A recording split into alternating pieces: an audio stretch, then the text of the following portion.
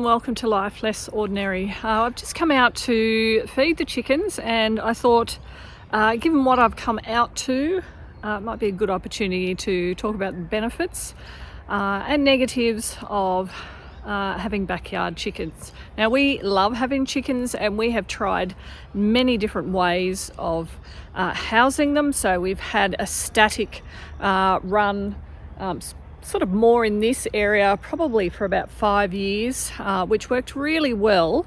But I wanted to make use of the chickens moving around the yard and just trying to regenerate the ground that was here.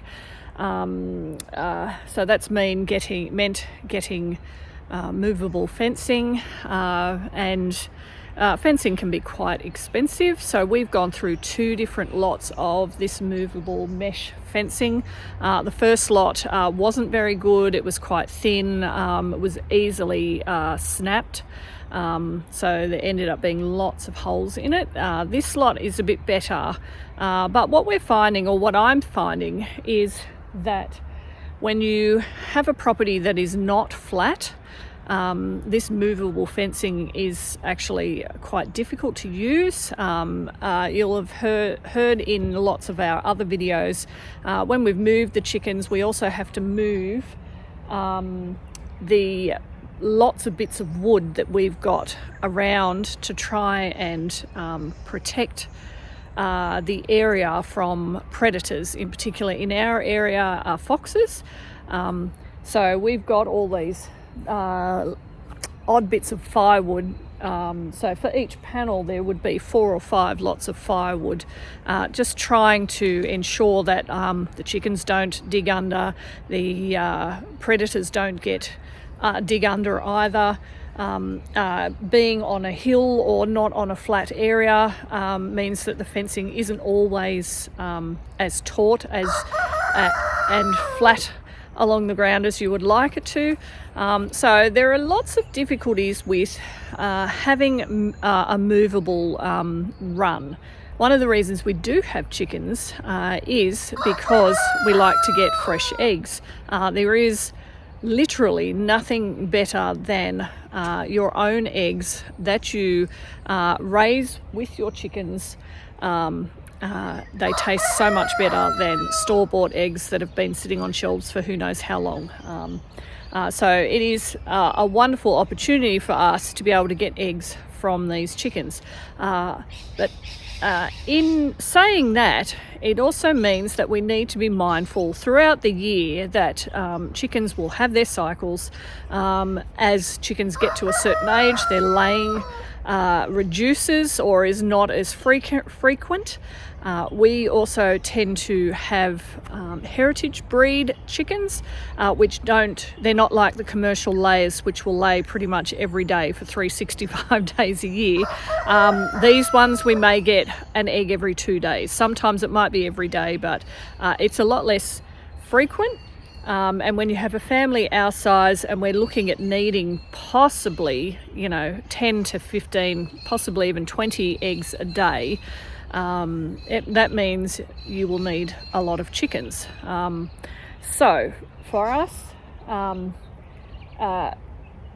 raising chickens is a great thing, but when you come out to feed them and you see what I have seen this morning, so let me just try and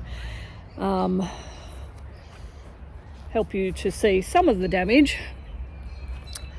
So it is upsetting when you have predators that manage to take some of your chickens, and in particular these 2 that I do know, and I'm actually fairly certain it was 3 when I count the chickens that are in there, were quite young. So what we have been doing is raising our own chicks. So either the hens go broody.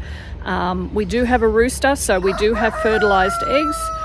Hens go broody and they sit on them, and we get chicks from there, which we can then raise to provide more hens as further eggs for throughout the year.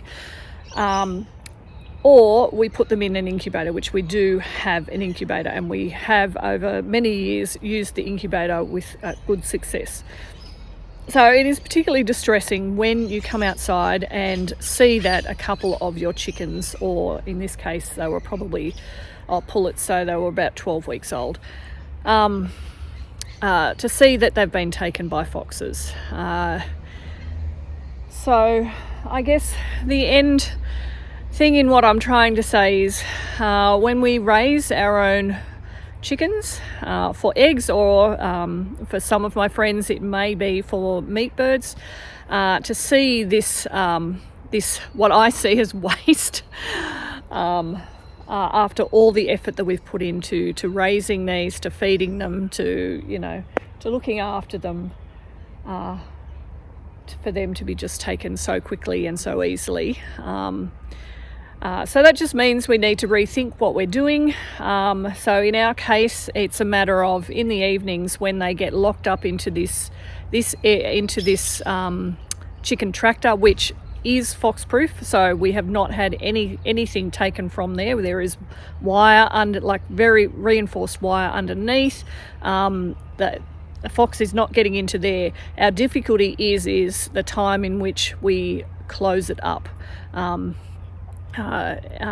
Waiting for all the hens to get in there, and in this case it may have been slightly later than we would normally put them away. So, and we've had these young rascally pullets that in the last couple of days we've had to actually a couple of times trying to find them as they've been around here and put them back in. So that was why I was talking about the wood reinforcing that we do along the edges to try and stop them getting out. We do clip wings, or one wing, so that they can't fly out, and we do know they weren't flying out, they were getting out underneath. But yeah, it's just very disappointing. So hopefully we'll do better with the 3 young ones that we've got in these ones here as they get bigger and then get reintroduced into the bigger pen. But that's my disappointment for this morning, to come out to see these feathers, knowing that the fox has been around, and because they've done it once, they will keep coming around. So we do need to ensure that we're on top of getting all of these chickens away, so we don't have another issue in another night's time or another couple of nights' time. Foxes. I think we'll be looking into getting a fox trap. We have borrowed one before. We may actually get one for ourselves to try and alleviate this problem. Anyway, such is life. Thanks for joining us as we live our life less ordinary.